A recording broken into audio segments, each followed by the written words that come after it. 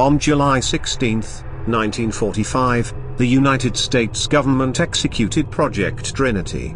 Project Trinity was the first nuclear weapons test in history, taking place in the New Mexican desert.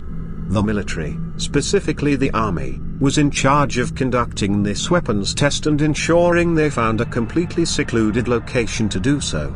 A place with virtually no inhabitants. What the Army failed to do was to completely check each and every cave and ravine in the desolate wasteland. But we'll come back to that soon enough. Let me tell you a different story in order to set the proper mood. This is the story of what happens when things don't go quite according to plan. There are certain times in history when a baby is born, different from the rest. Some are naturally more intelligent. Some are simply more attractive. Some, however, have differences that are not appealing. Extra fingers or toes, for example, the lack of an eye, a humpback. All of these things are often called mutations by the modern world. Back in the 1930s, 40s, and 50s, mutants were the pariah of society. Parents would abandon them at churches. People would jeer and spit at them as they passed by. It was only in solitude or in groups of similar persons that they found peace. Communes began springing up in different parts of the country. All secluded parts of the country, such as deserts, underground caves, or small islands off the coast. These were the refuges for the outcasts of society. That all changed in 1945. Project Trinity was the starting point for a couple of significant things.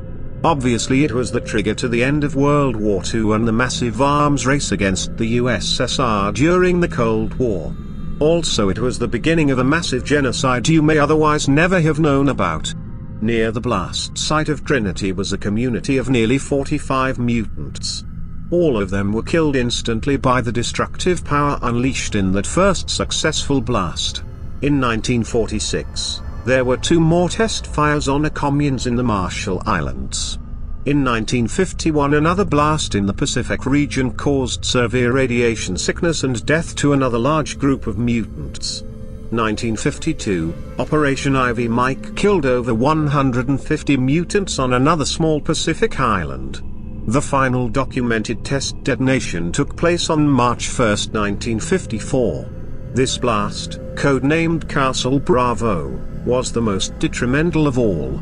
After discovering that many mutants had moved back to the Marshall Islands, the government decided it was time to make their point finalized.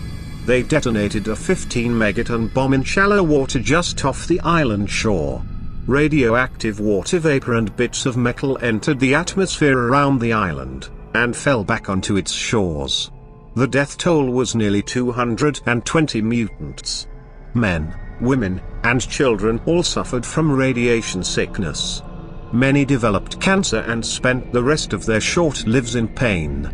The lucky ones were killed by falling bits of metal from the sky. What the government doesn't know is that some mutants, not many, but some of us, survived.